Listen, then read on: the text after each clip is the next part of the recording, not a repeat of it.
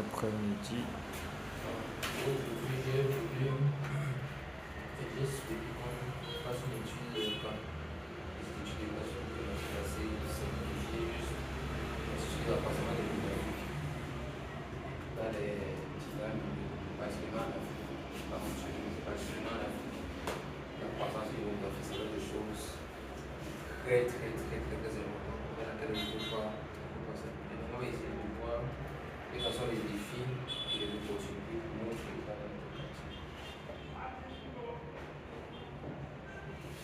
Définition. On nous a ici que l'accroissement démographique désigne l'augmentation de la population d'une région, d'un milieu, d'une période de temps déterminée. Donc c'est simplement important. Est-ce que les gens augmentent, le nombre de personnes, d'individus augmente.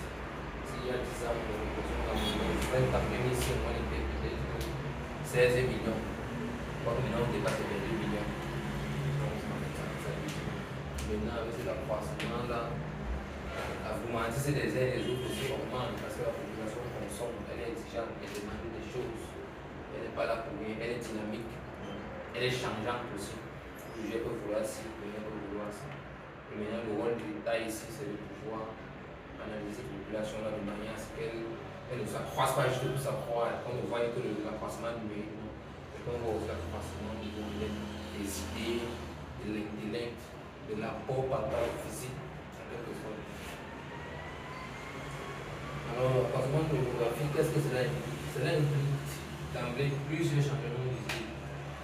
Parce que quand la population accroît, les services n'accroissent pas, il y a un problème. Si la balance devient déficitaire, plus de malades, moins d'hôpitaux, ça fait problème, donc ça ne va pas. La modification du système éducatif.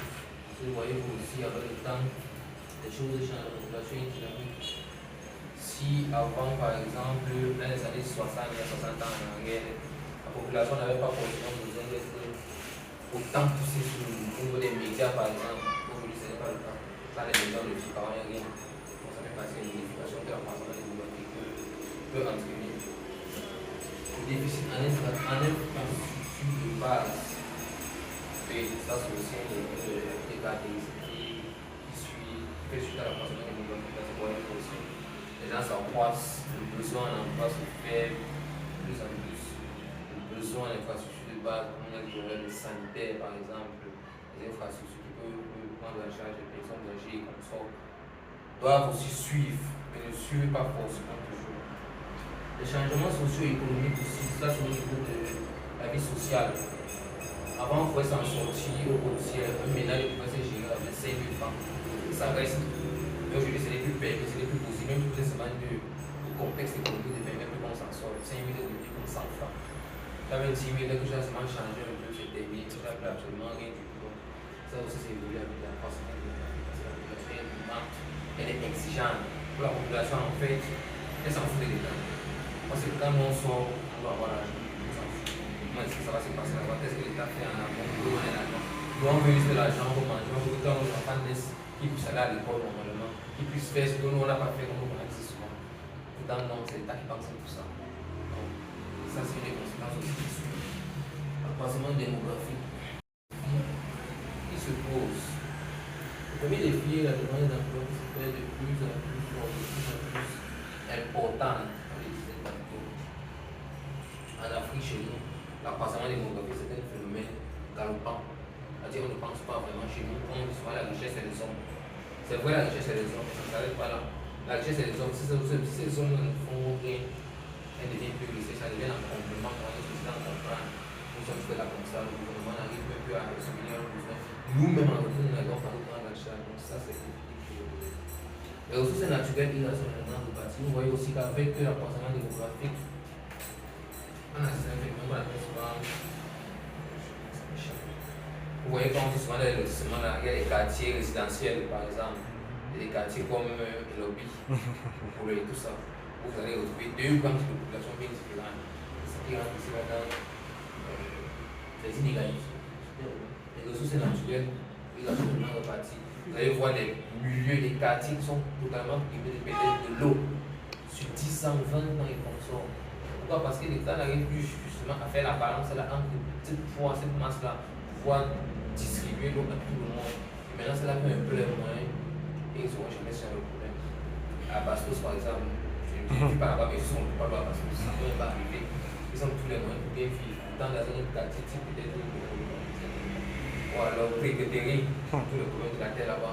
Pas parce que l'État arrive à résoudre consécutivement ou alors de manière homogène tous les besoins, toutes les demandes des uns et des autres des différents. Plus la population au niveau du travail, l'aspect travail, emploi. Dans certaines structures, on donne plus de faveur, on accorde plus de visibilité à, par exemple, les hommes par rapport aux femmes. À l'heure actuelle, parce qu'on nous dit que la population qui évolue, les hommes sont plus sceptiques d'apporter des liens par rapport aux femmes. On parle de décaler la gente féminine sur ces deux plans. Pourtant, c'est à tort. Une société qui se fait équilibrer, là, ça va faire la balance entre les deux. Là. Qui plus est que les femmes ne sont pas bêtes, sont aussi des êtres. Comme on sait souvent, la femme a un mindset un peu plus développé que les hommes par moment. Mais chez nous, ce n'est pas toujours ça. C'est vrai que dans certains pays africains, on assiste à un certain seuil de révolution, on voit les femmes qui occupent déjà des postes de responsabilité.